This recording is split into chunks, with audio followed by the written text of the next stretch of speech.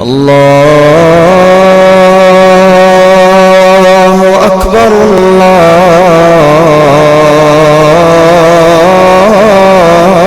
الله أكبر.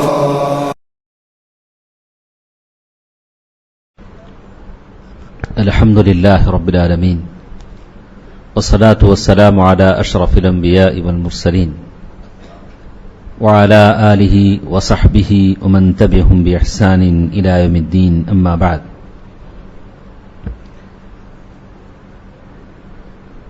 أعوذ بالله من الشيطان الرجيم. بسم الله الرحمن الرحيم. إن يوم الفصل كان ميقاتا يوم ينفخ في الصور فتأتون أفواجا وفتحت السماء فكانت أبوابا وسيرت الجبال فكانت سرابا إن جهنم كانت مرصادا للطاغين مآبا لابثين فيها أحقابا لا يذوقون فيها بردا ولا شرابا إلا حميما وغساقا جزاهم وفاقا إنهم كانوا لا يرجون حسابا وكذبوا بآياتنا كذابا وكل شيء أحصيناه كتابا فذوقوا فلن نزيدكم إلا عذابا. محترم حضرات، بزرگوں، دوستوں، عزیزوں، پردہ نشین خواتین، ماں اور بہنوں، اللہ تعالیٰ کی توفیق سے ہمارے ساتھ سورۃ النبا کی آیتیں ہیں، آیت نمبر 17 سے آیت نمبر 30 تک. گزشتہ آیتیں ہم نے پڑھی جو آیتیں اللہ تعالیٰ کی نشانیوں سے متعلق تھیں.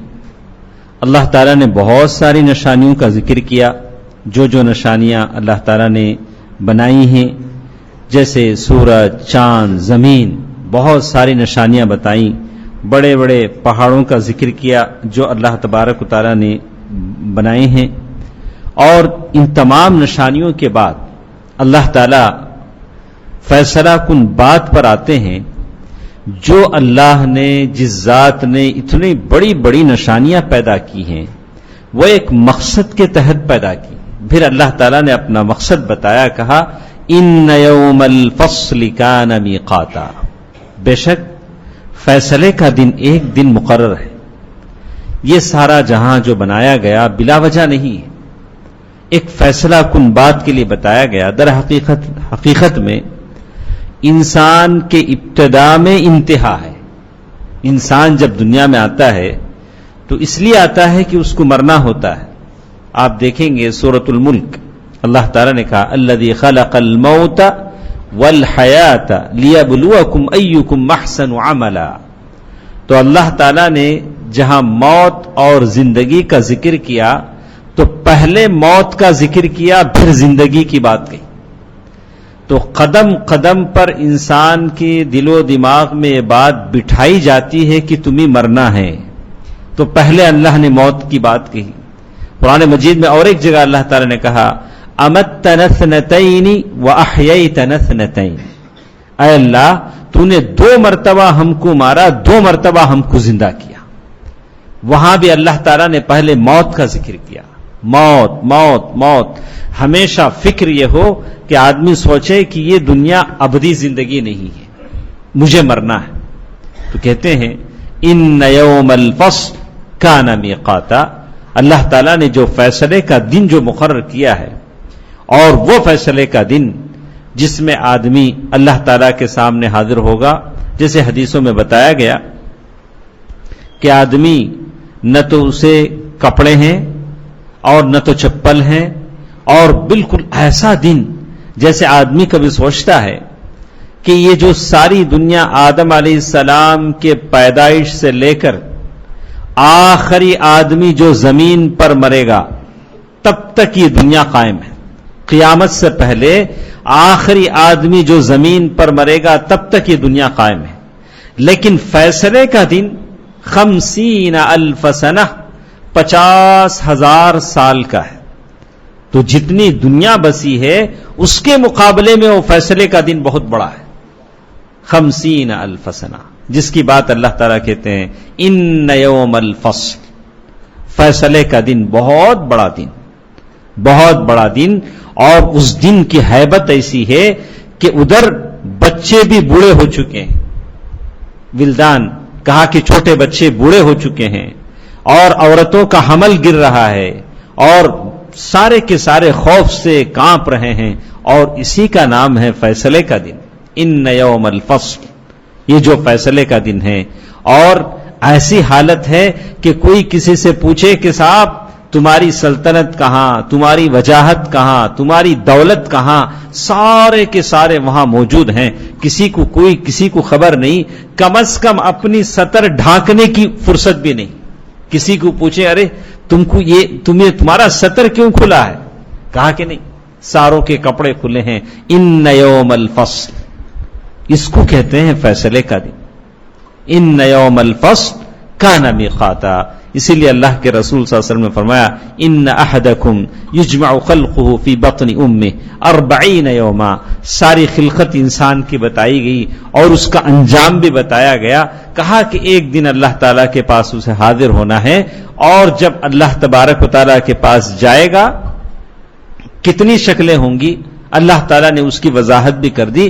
فیصلے کے دن جب لوگ آئیں گے، اللہ تعالیٰ نے سورۃ الواقعہ میں کہہ دیا، ایک اصحاب المیمنہ سیدھے ہاتھ والے، نمبر 2 اصحاب المشأمہ دائیں ہاتھ والے، اور ایک کہا والسابقون السابقون اولئک المقربون.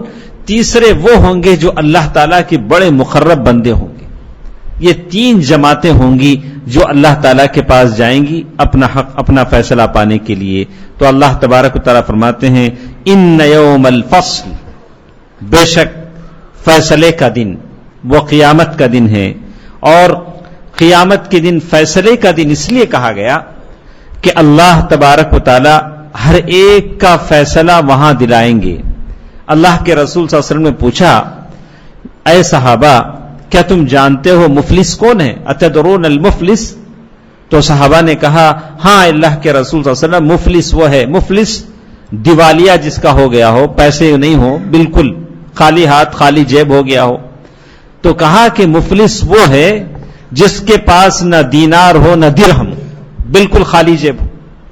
تو اللہ کے رسول صلی اللہ علیہ وسلم فرمایا کہ نہیں، مفلس یہ نہیں، مفلس یہ ہے من یجی یوم القیامہ، قیامت کے دن جو آئے گا، بصیام وصدقۃ، اس کے روزے کے ساتھ، صدقے کے ساتھ، زکوٰۃ کے ساتھ، ساری عبادتوں کے ساتھ اللہ تعالیٰ کے پاس آئے گا. لیکن جب اللہ کے پاس پہنچے گا تو اللہ سے کوئی دعویٰ کرنے والا کہے گا خذف ھذا وشتم ھذا، کسی کی بے عزتی کی ہوگی، کسی کا مال چھینا ہوگا، کسی کو قتل کیا ہوگا ناحق. وہ سارے کے سارے اپنا دعویٰ کریں گے، اے اللہ یہ تیرا بندہ نمازی ضرور، زکوٰۃ دینے والا ضرور، رمضان بھر کے روزے رکھنے والا ضرور، اس نے مجھے گالی دی. کوئی آ کر کہے گا یا اے اللہ اس کو پوچھئے نہیں، اس کو پوچھئے کہ اس نے مجھے کیوں قتل کیا. قتل کا الزام اس پر ہے، گالی گلوچ کا الزام ہے، غیبت کا الزام ہے، کسی کا مال زبردستی لینے کا الزام ہے. تو اللہ تعالیٰ اس کے سارے نماز روزے زکوٰۃ سارے کے سارے ان کو دے دیں گے. اگر پھر بھی ختم نہ ہو تو ان کی سارے گناہ اس کے گردن پر ڈال دیں گے. زندگی پر جو گناہ نہیں کیا آخرت میں وہ گناہ اس کے سر پر ہے. یہ فیصلے کا دن ہے، فیصلے کا دن ہے. دنیا میں بہت سارے فیصلے نہیں ہوتے ہیں، آدمی حق پر ہوتا ہے لیکن پھر بھی آدمی دنیا میں اسے انصاف نہیں ملتا، لیکن اللہ تعالیٰ کے پاس انصاف ملتا ہے. اسی لیے حدیث میں کہا گیا کہ اللہ تعالیٰ کے پاس فیصلہ اتنا باریک ترین ہوتا ہے کہ اگر سینگ والی بکری نے کسی بے سینگ والی بکری کو مارا ہے تو اللہ تعالیٰ اس کے سینگ پیدا کریں گے اور اس سے اس کا بدلہ دلائیں گے. اتنا فیصلہ اللہ تعالیٰ کے پاس ہے. یہ ان یوم الفصل، یہ فیصلے کا دن ہے. جیسے لکھا گیا فیما کانوا یختلفون فی، اللہ تعالیٰ قیامت کے دن فیصلہ کریں گے اہل حق کا، اہل باطل کا، اہل کفر کا، اہل ایمان کا. فریق فی الجنہ و فریق فی السعیر. دنیا میں بہت سارے فیصلے نہیں ہوتے. آپ کا اپنا مال ہوتا ہے، آپ کو نہیں ملتا. آپ کا اپنا حق ہے، نہیں ملتا. لیکن دل کو تسلی ہونی چاہیے کہ اللہ کے پاس مل جائے گا. اگر یہاں نہ ملے تو اللہ تبارک و تعالیٰ کے پاس مل جائے گا. اور کہتے ہیں کانا میقاتا، اللہ تعالیٰ کے پاس جو ہے وہ وقت پر منحصر ہے، اور اللہ تعالیٰ کے پاس ہر چیز وقت پر آتی ہے. پھر اللہ تعالیٰ کہتے ہیں یوم ینفخ فی الصور، جس دن سور میں پھونکا جائے گا. اللہ تعالیٰ نے سور کہتے ہیں قیامت کی منادی ہے. اللہ تعالیٰ نے ایک فرشتے کو لگا دیا ہے. جب سے وہ فرشتہ پیدا ہوا ہے اس دن سے اس کا کام یہی ہے کہ سور پکڑے ہوئے ہے، اللہ تعالیٰ کے اشارے کا منتظر ہے. اللہ تعالیٰ اشارہ کریں تو وہ سور پھونکے، بس اسی کا کام ہے. اسی لیے بہت سارے لوگوں سے پوچھا گیا کہ آپ اللہ سے اتنا ڈرتے کیوں ہیں؟ انہوں نے کہا کہ میں کیوں نہ ڈروں، اللہ کا فرشتہ بس اللہ کی اشارے کا منتظر ہے. اللہ تعالیٰ اشارہ کریں وہ سور میں پھونک دے. یوم ینفخ فی الصور، سور کتنی مرتبہ پھونکا جائے گا؟ بعض علماء نے کہا کہ 3 مرتبہ. صحیح بات یہ کہ 2 مرتبہ. نفخۃ الصعق والموت، نفخۃ الفزع والموت ونفخۃ الصعق، یا نفخۃ البعث والنشور. ایک سور وہ ہوگا جب سور پھونکا جائے گا تو لوگ بے ہوش ہو جائیں گے، سارے کے سارے بے ہوش ہو جائیں گے اور بے ہوش ہو کر مر جائیں گے. یہ نفخۃ الفزع. اور ایک سور ہوگا البعث والنشور، لوگ اپنے قبروں سے اٹھیں گے. جیسے حدیث میں آتا ہے اللہ کے رسول صلی اللہ علیہ وسلم نے فرمایا کہ دوسری مرتبہ جب سور پھونکا جائے گا تو میں اٹھوں گا اور میں دیکھوں گا کہ حضرت موسیٰ علیہ السلام اللہ تعالیٰ کے عرش کے پیر پکڑے ہوئے ہیں، اور میں نہیں سمجھتا کہ یا تو موسیٰ علیہ السلام بے ہوش نہیں ہوئے یا مجھ سے پہلے ہوش میں آ گئے. حالانکہ اللہ کے رسول صلی اللہ علیہ وسلم نے یہ بات اس وقت کہی تھی جب اللہ کے رسول صلی اللہ علیہ وسلم کو بتایا نہیں گیا تھا کہ سب سے پہلے آپ ہوش میں آئیں گے. اول من سب سے پہلے آپ کی خبر پھٹے گی، آپ ہوش میں آئیں گے اور یہ دوسری سور ہوگی. تو معلوم یہ ہوتا ہے کہ اللہ تعالیٰ کے حکم سے فرشتہ سور پھونکے گا، جس کے بعد سارے کے سارے بے ہوش ہو جائیں گے، کوئی زمین پر باقی نہیں رہے گا، ساروں کی موت ہو جائے گی. یہاں تک کہ سور پھونکنے والا فرشتہ بھی مر جائے گا، اس کی بھی موت ہو جائے گی. اب سوال یہ ہے کہ جب سور پھونکنے والا فرشتہ ہی نہیں رہا تو دوسرا سور کیسے پھونکا جائے گا؟ پہلے سور پر وہ مر گیا اور سارے کے سارے ختم ہو گئے، تو دوسرا سور کیسے پھونکا جائے گا؟ تو کہا کہ اللہ تبارک و تعالیٰ دوسرے سور کے پھونکنے سے پہلے اس فرشتے کو دوبارہ پیدا کریں گے، یا اس فرشتے کی موت سے مستثنا قرار دیا جائے گا اور دوسرا سور پھونکا جائے گا، اور وہ فرشتہ پھر دوبارہ سور پھونکے گا، سارے کے سارے ہوش میں آئیں گے. اللہ تعالیٰ کہتے ہیں فَتَأْتُونَ أَفْوَاجًا، جب دوسرا سور پھونکے جائیں گے تو سارے اپنے اپنے قبروں سے بے غور و کفن قبروں سے اٹھیں گے. سورۃ القمر میں اللہ تعالیٰ نے کہا مہطعین الی الداع کأنہم جراد منتشر، جسے کأنہم جراد منتشر مہطعین الی الداع، کہا کہ ایسے قبروں سے اٹھیں گے جیسے ٹڈی دل ہیں. ٹڈی گراسکوپر جو چڈا جسے کہتے ہیں، وہ کبھی اتنے بھاری تعداد میں آتے ہیں، کروڑوں کے حساب سے کسی کھیت پر بیٹھتے ہیں تو سارا کھیت 2 منٹ میں کھا لیتے ہیں. اگر وہاں سے اٹھ کر جائیں گے تو کھیت کی فصل ختم ہو جائے گی. ٹڈی دل فوج جسے کہتے ہیں. اب یہ خبروں سے ایسے اٹھیں گے جیسے چڈے ہیں، سارے خبریں بیک وقت پھٹیں گی اور اپنے قبر کا جیسے اللہ نے کہا کأنہم جراد منتشر، پھیلے ہوئے چڈے ہیں اور بھاگ رہے ہیں کہاں؟ مہطعین الی الداع، پکارنے والے کی طرف، جو اللہ تعالیٰ کی طرف جمع کرنے کے لیے پکارے گا اس کی طرف وہ دوڑیں گے، اور کسی کو احساس نہیں عورت ہے مرد ہے کفن ہے کپڑا ہے کیا ہے، کچھ احساس نہیں، بس دوڑ رہے ہیں۔ مہطعین الی الداع فتأتون افواجا، قرآن نے کہا کہ ایسے فوجوں کی شکل میں بھاگ رہے ہیں۔ بعض نے کہا کہ فوج، بعض کہا کہ جماعتیں الگ الگ ہوں گی، ضال گمراہ لوگوں کی الگ جماعت، اولیاء کی الگ جماعت، صالحین کی الگ جماعت، صدیقین کی الگ جماعت، شہداء کی الگ جماعت، الگ الگ جماعت بن کر اللہ تبارک و تعالیٰ کی طرف بھاگ رہے ہیں۔ وَفُتِحَتِ السَّمَاءُ، وَفُتِحَتِ السَّمَاءُ، آسمان کھول دیا گیا۔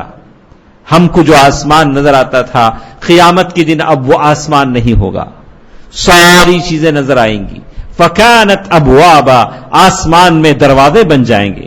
اب کوئی سوال کرنے والا سوال کرتا ہے کہ ارے دروازے تو اب بھی ہیں، ابھی بھی 7 دروازے ہیں، جیسے گزشتہ آیتوں میں ہم نے کہا کہ 7 دروازے سخت 7 پر جو آسمان کے ہیں، ایک آسمان سے دوسرے آسمان کا جو 500 میل کا جو فاصلہ ہے ابھی تو ہیں۔ کہا کہ لیکن اللہ تعالی کی قدرت ہے کہ یہ سخت 7 آسمان ختم کر دیے جائیں گے، کھول دیے جائیں گے، اور سارے آسمان کا اتنا بڑا سوراخ ہوگا کہ بس ایک دروازہ بن جائے گا۔ اتنی کثرت سے فرشتے آ جائیں گے، جیسے قرآن میں اللہ نے کہا تشقق السماء، آسمان پھٹ جائے گا، پھاڑ دیا جائے گا، تشقق، سارا آسمان پھٹ جائے گا، اور یہ اللہ تعالیٰ کی قدرت ہوگی، جیسے کہتے ہیں فکانت ابوابا، ایسا لگے گا کہ پورا ایک دروازہ ہے، ایک دروازہ ہے۔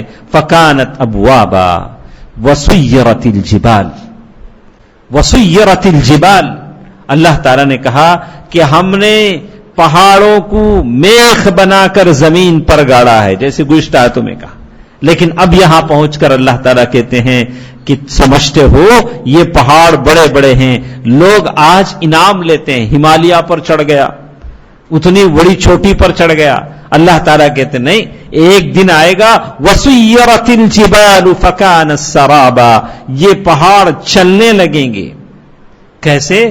فکانت سرابا، اور یہ زمین یہ جو پہاڑ کے بڑے بڑے پتھر ہیں، یہ پتھروں کو بالکل پاؤڈر بنا دیا جائے گا، اور پھر وہ مٹی کی طرح ہو جائیں گے، اور سارے پہاڑ چلنے لگیں گے۔ جیسے کہا فکانت سرابا، ایک بڑا سا میدان ہوگا، صحرا جیسا میدان ہوگا، اور کوئی چیز نہیں جس کی کوئی حقیقت نہیں، نہ پہاڑ رہے نہ کوئی اور چیز رہی۔ فکانت سرابا، ایک بڑا سا میدان ہے کہ پہلا آدمی دوسرے آدمی کو دور کھڑا ہوا اس میں ایک دوسرے کو دیکھ رہا ہے، اور ساری چیزیں ختم ہو گئیں، درخت ختم ہو گئے، کوئی سایہ نہیں، سائے کے سارے وجود ختم ہو گئے، اور پھر روشنی جو انسان کو ملتی ہے سورج سے، چاند سے، اللہ تعالیٰ نے روشنی کے جو سورسز ہیں، روشنی جس سے مل سکتی ہے، ساری روشنی ختم کر دی۔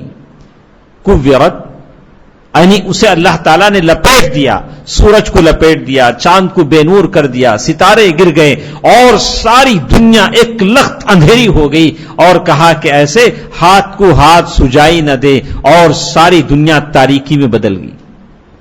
اور اب اگر کوئی روشنی ہے تو وہ آپ کے اعمال کی روشنی ہے، آپ کے وضو کے چمکتے نشانات کی روشنی ہے، آپ کی خیر کی روشنی ہے۔ الصلاۃ، نماز نور بن کر آئے گا، یہ ساری چیزیں۔ الصدقۃ برہان، صدقہ برہان بن کر آئے گا، یہ ساری چیزوں کی روشنی ہوگی۔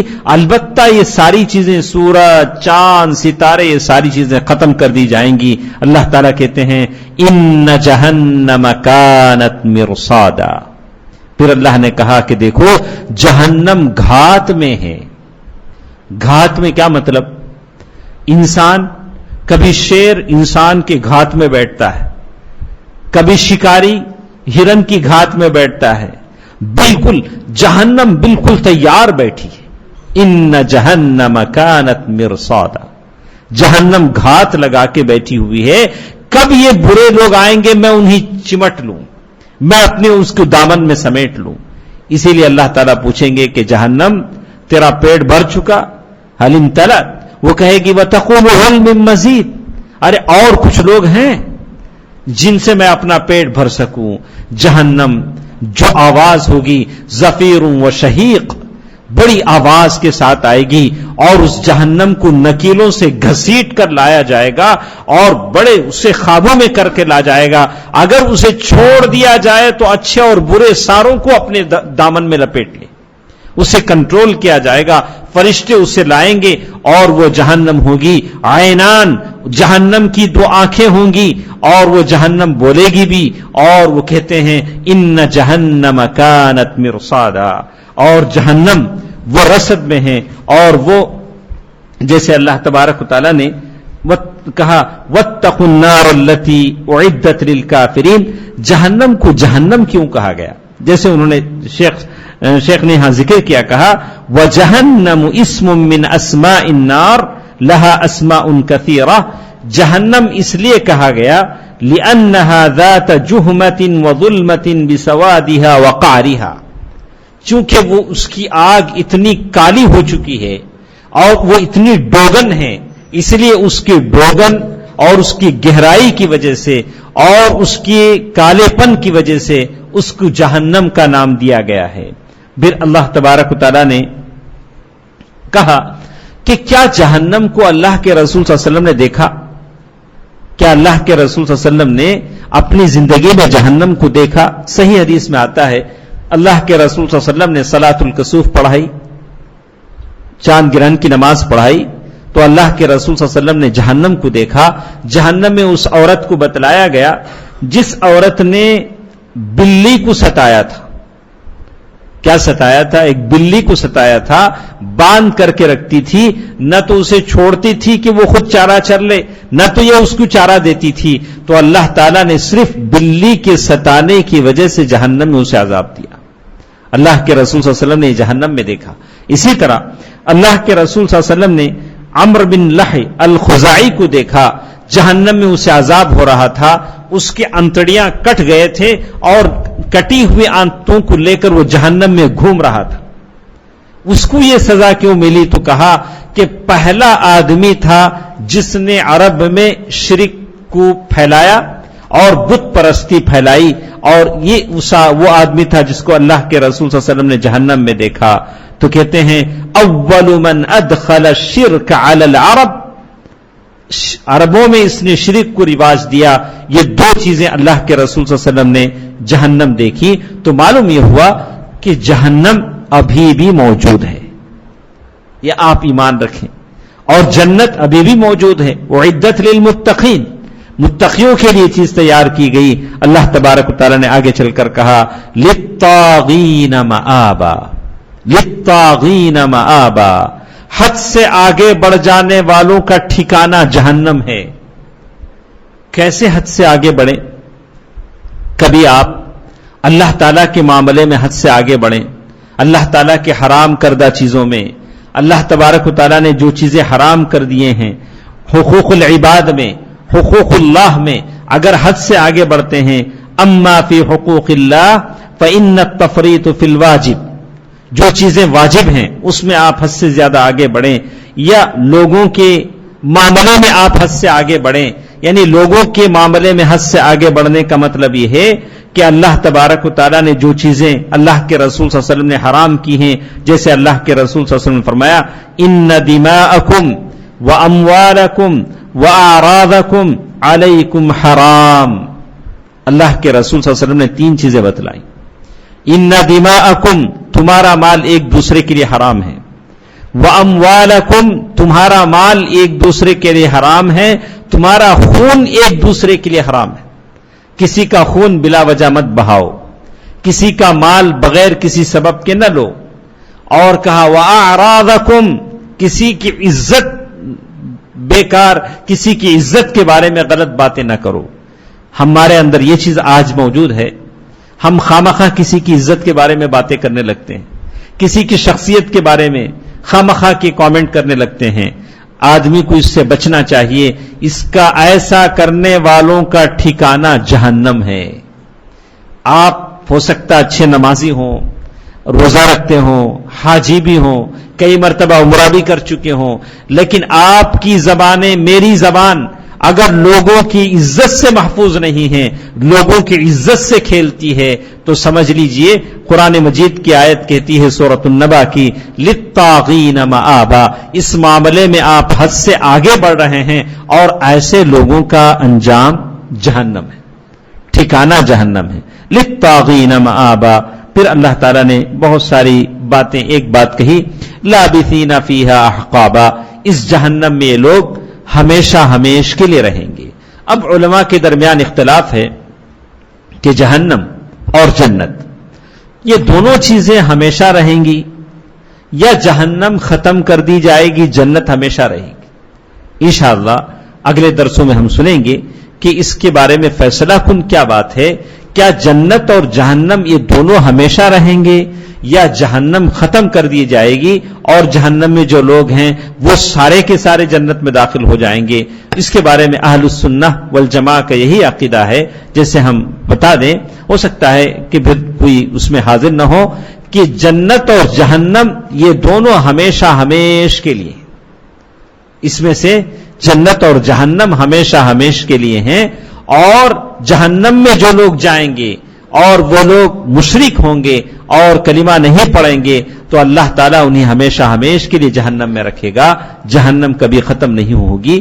گرچہ کے بعض لوگوں نے کہا کہ جہنم ختم کر دی جائے گی. کچھ آیتیں انشاءاللہ اگلے درسوں میں ہم سنیں گے. اللہ تعالیٰ سے دعا ہے کہ اللہ تعالیٰ بہتر بات سننے اور عمل کرنے کی توفیق دے. آمین برحمتک یا ارحم الراحمین والحمد للہ رب العالمین. والسلام علیکم ورحمۃ اللہ وبرکاتہ.